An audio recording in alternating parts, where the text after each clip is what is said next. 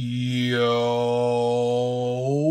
what is going on, everybody? It's your boy Gripper back here with another video for you guys today. And in this video, we're going to be talking about a brand new thing Topps and Fanatics are introducing that I think is an absolutely awful idea. Yet again, Fanatics and Topps are sticking their nose in their business where it really probably don't belong. So we're going to talk all about this new feature. If you guys heard about it, maybe you did, maybe you didn't. But I'm going to let you know what I think about it and why I just think it's not a good idea. So before we get into that, thank you guys so much for joining me on this video today. Can we get a minimum of 100 likes on today's video? As that is the best way you can help me grow this channel, is by hitting that like button to show your support here on the channel if you're already subscribed. And speaking of growing the channel, we are doing a giveaway. We are giving away hobby packs of Series 2. All you got to do to enter is be publicly subscribed, be subscribed to my new channel, link in the description below, like this video, turn on post notifications, and comment who you think your all-star representative is going to be on your favorite team. I'll pick the winner once we hit 1,000 subscribers on the new channel and 7,000 subscribers on this channel. So hopefully you guys participate in that, as I really do want to start making content pretty regularly for that new channel, because the news for baseball was really at a standstill for a little bit. But now the trade deadline's fastly approaching. All-Star break is fastly approaching. Who's going to be buyers? Who are going to be sellers? I'll tell you one team who ain't buying: the St. Louis Cardinals. The St. Louis Cardinals. They're not buying this year. I'll tell you that. 14 games or 13 games under 500. I'll tell you that's a disgrace what's going on over there. Hey, but I'm not complaining. I'm a Pirates fan. You guys know that. I ain't complaining at all. Yeah, so I really like to start making content regularly on that channel. And another thing I had an idea of, I don't know if you guys would support this or not, because it's not really about sports. It kind of is. But I want to do a video games channel called Grip and Rip Gaming. So maybe you guys are interested in that. I don't know. To helm 3 channels, I'll tell you one thing. Doing one channel is hard enough, let alone 3 consistently, or let alone even 2. So I don't know. I do have other channels on the way, but they're not going to be done by me, of course. We have Grip and Rip Football and a basketball channel on the horizon. Not done by me, though. There will be some other personalities and some other characters. By characters, I mean people who do those videos and do those content. So you're not going to be seeing me on those. I might make a cameo appearance here and there, but for the most part, I'm not doing that. I do the baseball stuff and I do the sports card stuff. So there's that. So thank you guys so much for joining on this video, and let's get into it. So like I said in the open, oh, one more thing I forgot to mention. I'll say it again for the 3rd time. If anybody has McCutcheon parallels of Series 2, let me know, please. I am trying to complete the rainbow. Not too much on eBay so far. I'm looking for the blue shimmer that's a retail exclusive.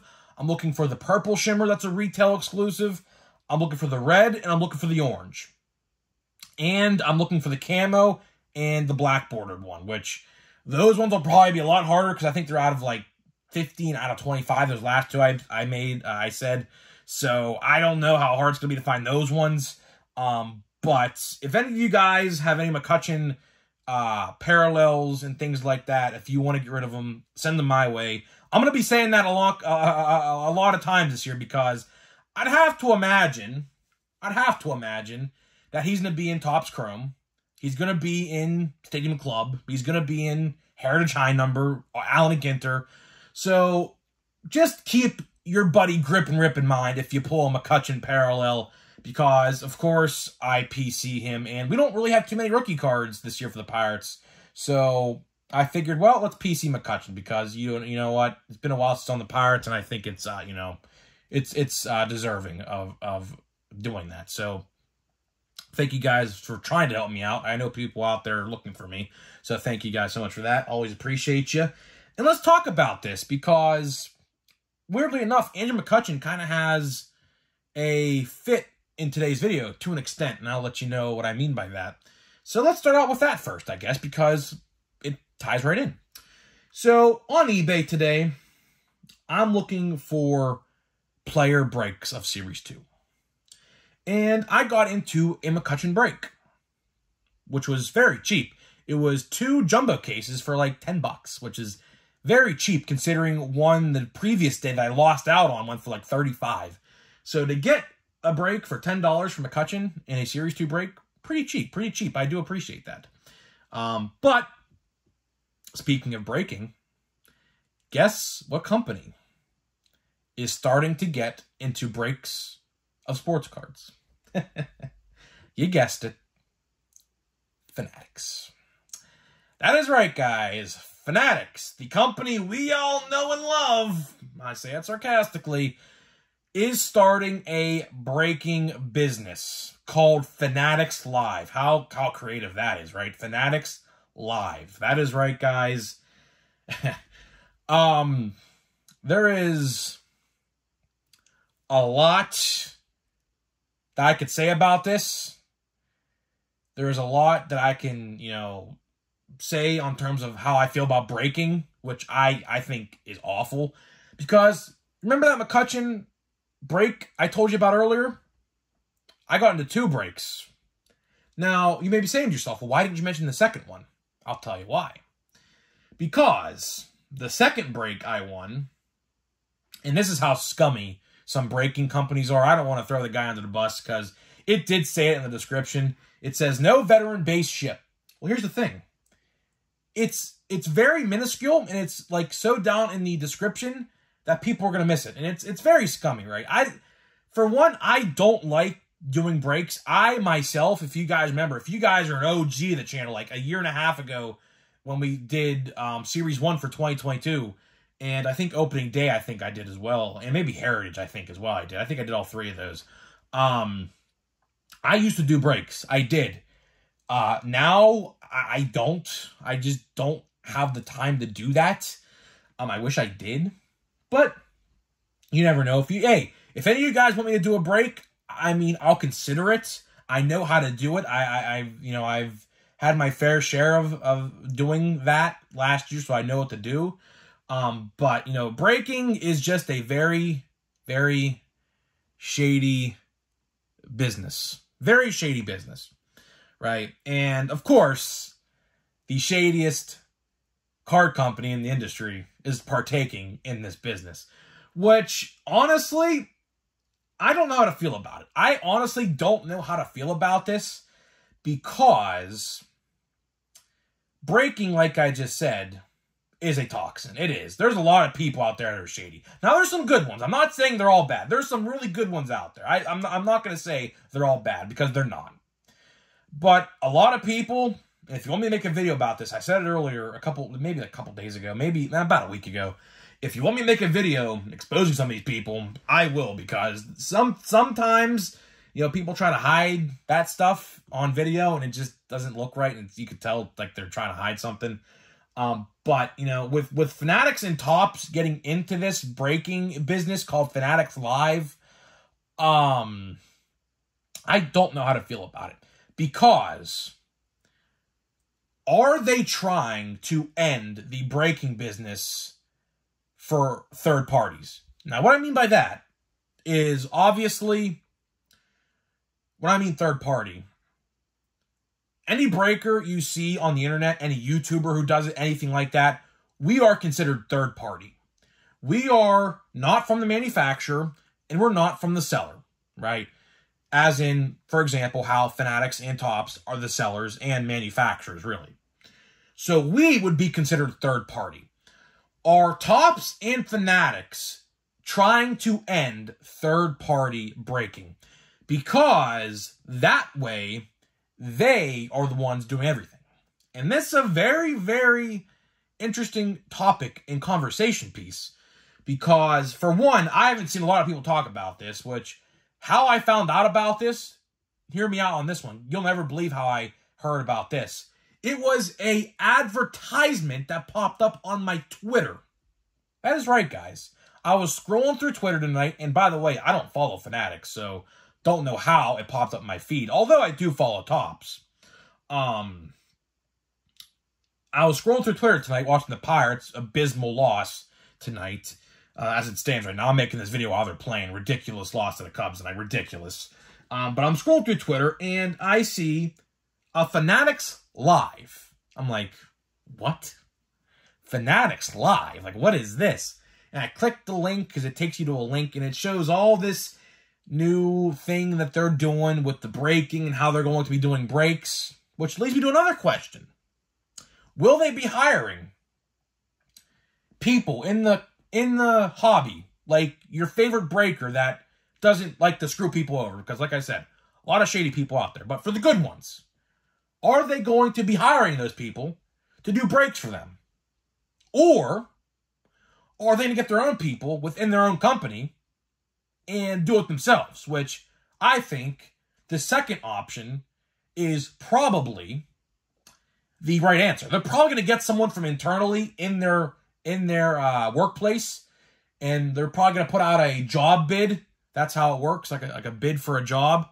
And they're going to say, how about any of you guys want to do a breaking live stream for a job? That's probably what it is. And that's probably how it's going to end up being. You know, like I said earlier, I honestly think this is, you know, a good conversation piece. And I'm trying to figure out the words to say here because some people will be for this and some people will be against this. Obviously, if you have a favorite breaker and you buy through them a lot, which I know a lot of people like to do, you know, through like Patreon, some people do, and just like, you know, Instagram, you could PayPal them and things like that. You know, some people will be for this change and some people will be against this change. Some people will be for it because this will effectively eliminate the people out there who do breaks who are pretty shady. This will, right? And it's, well, for Top Talks at least. Now, we'll talk about Panini in a little bit because, you know, they have a whole other situation going on. But I could see some people being against this because it could be taking business away from your favorite breaker. So I could definitely see where people are on the fence, some people are for it, and some people are against it. If you want to know what my honest thought is, I am on the fence because here's what I think. Yes, I am happy that they are trying to get rid of the toxic breaking community because there's a lot of them. Like I said earlier, the one break I'm in from McCutcheon, which is ridiculous, literally it says base don't ship, which, I mean, the chances of me hitting a parallel are there, of course, but if you're going to pay to be in a break, I think you should definitely get something back in return, whether it's one base card or 100 base cards of that said player, or any player for that matter. I honestly think that you should get something in return because you're giving them money, and I paid for shipping, by the way. So I really, that $9 break, I paid for two $9 breaks. The one break, I'm getting everything. I made sure of that. In the second break, I bought into nothing. So if I don't pull a McCutcheon parallel or insert or a relic, because he has relics, which I'm also looking for as well, guess what? I gave that guy like $15 of mine for absolutely no reason at all. So that I understand. Now, for the good breakers out there, Tops in Fanatics are effectively taking business away from them. Because believe it or not, I know this is hard to believe, but people out there do breaking for a living. They break and sell sports cards for a living. I know it's hard to believe, but believe me, there is business to be made in that community because if you're in the high echelon and you're quote unquote trustworthy, which again, some people are not, but if you're in that higher echelon and you are a reputable breaking company, you know, this is a livelihood. There are companies that started in 2020 when this whole thing blew up with the event of 2020 and cards being like, you know, scalped and things like that. The breaking company for sports cards and Pokemon cards, for that matter, because Pokemon cards are just as popular, they all-time highs, all-time record-setting highs in terms of money to be made. And why I am so against this, at the same time I'm for it, is because people out there have a livelihood out of this. Now, people will see effects from this, because obviously if you think, well, these breaks are being done by Fanatics and done by Topps. That means they're the most reputable, quote unquote, which we don't know yet because this thing hasn't started yet. It says coming soon, so I don't know when exactly it starts. But I imagine it's probably within the next month and a half, right? So good breakers out there will be losing business because of this. Now, again, if you stay loyal and true to that said breaker that you always buy through, like, sure, you'll still support them. But I could definitely see a world where some people want to go through Topps and Fanatics because, of course, they're the most reputable and it's right through them, right? Obviously, because they're the ones making and selling the product. So that is honestly why I'm so on the fence with this change, because why would Topps and Fanatics want to get into this scene? Because does Panini, now forget, or I should say forgive my no knowledge on the situation, but does Panini have a breaking company they do? I don't know if they do or not. I don't really, like I said, I'm not a football or basketball collector yet. Now that could change once Topps gets those licenses, maybe. I don't know, I'd have to see the prices on hobby boxes, but do they have breaking companies that are exclusive to them? I don't know if they do or not. Like I said, I'm not too knowledgeable on the fact because I don't collect Panini baseball cards. I don't, or football or basketball or even WWE. I used to be a big WWE Topps collector. I used to buy every set, every blaster box, every hobby box of that set. Now, since they went to Fanatics, I haven't bought a singular blaster box. I bought a couple Prism WWE boxes from last year. But luckily, that license to WWE is going back to Topps next year in 2024. So luckily, I can start collecting WWE again, which I really want to do because I love WWE cards. Until, of course, Panini got their hands on them, which I didn't like what they did there. I like what Topps did because it mimicked baseball. They had Allen Ginter, they had Stadium Club, they had base sets, they had Chrome, you name it. In the higher end stuff, I loved it, right? But luckily, we could talk about that next year because they'll be back to Topps. But to wrap this video up here and talk about this change is very interesting because I could see why people would be upset about it, and I could see why people will also be for it. See, I'm all for getting the bad breakers out of the community. I am all for that because the sooner we get those people out of the hobby and out of doing what they're doing, because let's be honest here, they screwed over a lot of people. You know, a lot of companies have been accused of doing this thing, stealing this card, hiding this card, putting it behind a box, throwing it in the trash, not knowing, or quote unquote knowing something's in there, you know, things like that, right? You know, for those people who do that, get them out. Get them out. I don't care, right? If they lose business, that's on them because they did it to themselves. They didn't have to do that. They chose to do that, right? But at the same time, the good ones out there who depend on this for a livelihood, which are a lot of people, I can name a bunch of them that I know personally, I honestly genuinely feel bad for those people because their business might be affected by this new Topps and Fanatics breaking Fanatics Live thing, whatever they're doing. So I don't know, you know, I could see why people are for it, and I could see definitely why people are against it. At the end of the day, it's just going to come down to your preference, I guess. Now, like I said earlier, it just says coming soon. I don't know the exact date or the exact time this change goes into effect. I don't even know how they're going to even sell. You might have to become like a member or something to even be in a break. I don't know exactly how they're going to do it. There is very little information so far about this new thing they're trying to explore with Fanatics Live. I would have to imagine once they get the football and basketball license, this Fanatics Live is probably going to be the place to go for all your breaks, unfortunately. I hate to say that because whenever a big company wins over a third party, like us, like I said, how we're considered third party, it sucks. It really does suck seeing the big corporations win with stuff like this. But you knew it was only a matter of time before they dipped their feet into the pool with this. It was only a matter of time. You knew it. I knew it. We all knew it. Fanatics is just getting bigger and badder in a bad way.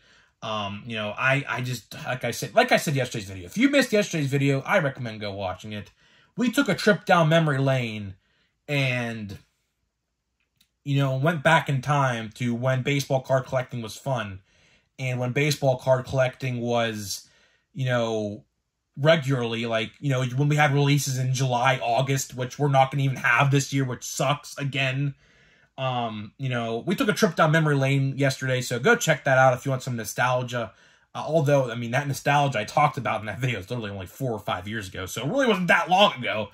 But it just shows you how much Topps and Fanatics have changed in the last 4 to 5 years. It's insane. We took a nice trip down memory lane yesterday.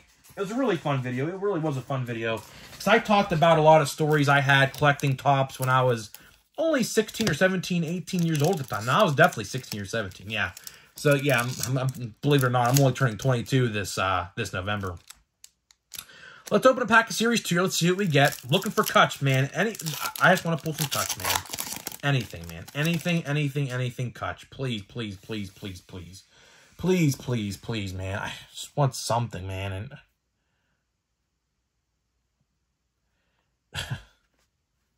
I'm not even going to say it. I'm not even going to say it.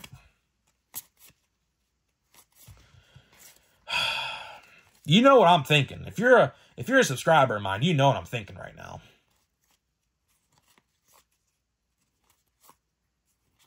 Ah. What is this? Okay, never mind. Felix Hernandez. Wow. That's a blast from the past. Well, not that long ago, but little time ago. Okay. Well, never mind what I said. I was about to say all base pack, which luckily Corbin Carroll. Okay, you know what? I'll take it. I have 2 Corbin Carroll base cards now, which I will gladly take. But again, getting back to base packs, there should at least be 1 insert per pack in every pack in a hobby box. There should be. There really, really should be. Because I hate when I go to hobby stores and buy a singular pack and just pull all base cards out of that singular pack. It really just ticks me off. It really does. I really do think for paying $100 for a hobby box, you should definitely be buying or getting an insert per pack. Speaking of which I completely forgot to mention about base packs, every box or every pack in a blaster box has an insert in it. They do. Literally every single pack. Every single pack of hobby box, or I should say blaster box, fat packs, and hanger boxes, all have inserts in them. Every single pack. There is not one singular base pack in any one of those products. But when it comes to hobby boxes, there's base packs. I don't understand. I honestly, I don't understand it. I don't understand it. That could be a whole nother video for a whole nother discussion for a whole nother day. Because I think it's a total sham. I really do think that is terrible what they do with that. But guys, let me know what you think about this. Are you going to be participating in Fanatics Live? I know one thing. I'm not. If I ever do a break, I will go do a break with someone that I know is reputable, which I know a lot of people out there who are.